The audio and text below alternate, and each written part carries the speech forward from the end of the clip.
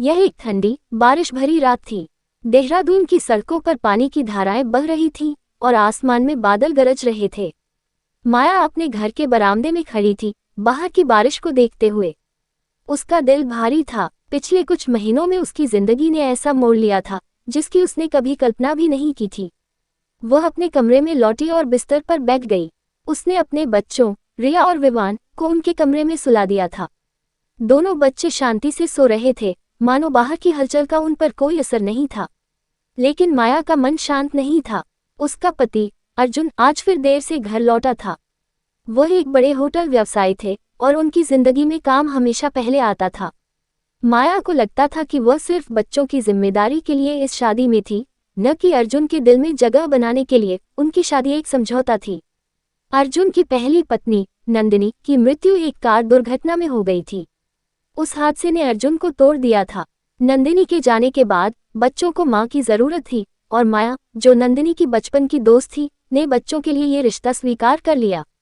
लेकिन अर्जुन का दिल अब भी नंदिनी के पास अटका हुआ था। माया को ये बात हर पल चुभती थी। तभी दरवाजे पर एक आहट हुई। अर्जुन कमरे में दाखिल हुआ। उसने अपनी जैकेट उतारी और बिना कुछ बोले बिस्तर पर लेट गया। माया ने उसकी ओर देखा। वह हमेशा की तरह चुप था। उसकी आंखों में वही खालीपन था जो माया को हर बार परेशान करता था। वह कुछ कहना चाहती थी, लेकिन शब्द गले में अटक गए। उसने अपनी आंखें बंद कर ली और कंबल ओढ़ लिया। सुबह बारिश थम चुकी थी, लेकिन आसमान में बादल अभी भी छाए हुए थे। माया जल्दी उठी और बच्चों के लिए नाश्ता बनाने किचन में चली गई। रिया और विवान किचन में आकर माया के पास बैठ गए।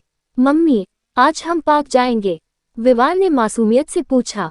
माया ने उसकी ओर देखकर मुस्कुराते हुए कहा, हाँ बेटा, अगर मौसम ठीक हुआ तो जरूर जाएंगे। अर्जुन भी किचन में आया। उसने बच्चों को प्यार से देखा और उनके साथ कुछ पल बिताए। माया ने चुपके से उसकी ओर देखा।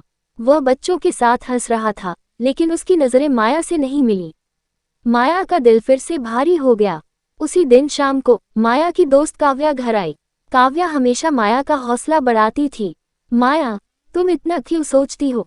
अर्जुन को वक्त दो, वह अभी भी अपने दुख से उबर रहा है, काव्या ने कहा। माया ने एक गहरी सांस ली। काव्या, मैं बच्चों के लिए सब कुछ करती हूँ, लेकिन अर्जुन, वो मुझे अपनी जिंदगी में जगह ही नहीं देता। अगले दिन अर्जुन ने माया को बताया कि उसे अपने बिजनेस पार्टनर राहुल के साथ एक डिनर पार्टी में जाना है। तुम भी चलो, अर्जुन ने कहा। माया को थोड़ा आश्चर्य हुआ। अर्जुन उसे बहुत कम अपने साथ कहीं ले जाता था। उसने एक साधारण सी नीली साड़ी पहनी और तैयार हो गई। पार्टी में पहुंचते ही अर्जुन अपने सहकर्मियों के साथ व्यस्त हो गया। माया अकेली एक कोने में खड़ी थी जब राहुल उसके पास आया। हाय माया, मैं राहुल, अर्जुन का दोस्त। तुम्हें यहाँ अकेले देखकर अच्छा नहीं लगा? चलो कुछ बातें करते हैं, राहुल ने मुस्कुराते हुए कहा। राहुल की बातों में एक अजीब सी गर्माहट थी। वह मजाकिया था और उसने माया को हंसाने की कोशिश की। माया को कई दिनों बाद ऐसा लगा कि कोई उसकी भावनाओं को समझ रहा था। दोनों ने खाने के टेबल पर बैठकर बातें की और माया को थोड़ा हल्का महसूस हुआ। लेकिन तभी उसकी नज़र अर्जुन पर पड़ी। वह दूर खड़ा था और उसकी आंखों में एक अजीब सी जलन थी। माया का दिल धक से रह गया। क्या अर्जुन को उसका राहुल से बात करना पसंद नहीं आया? पार्टी से लौटते वक्त कार में सन्नाटा था। माया ने हिम्मत करके कहा, अर्जुन, क्या तुम्हें मुझसे कोई शिकायत है?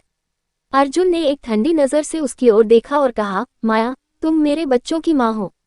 मैं तुमसे और कुछ नहीं चाहता। ये शब्द माया के दिल में तीर की तरह चुभे। वह चुप रही, लेकिन उसकी आंखों में आंसू आ गए। घर पहुंचते ही वह बच्चों के कमरे में चली गई। रिया और विवान को देखकर उसका मन थोड़ा शांत हुआ। अगले दिन माया ने फैसला किया कि वह अब और इंतजार नहीं करेगी।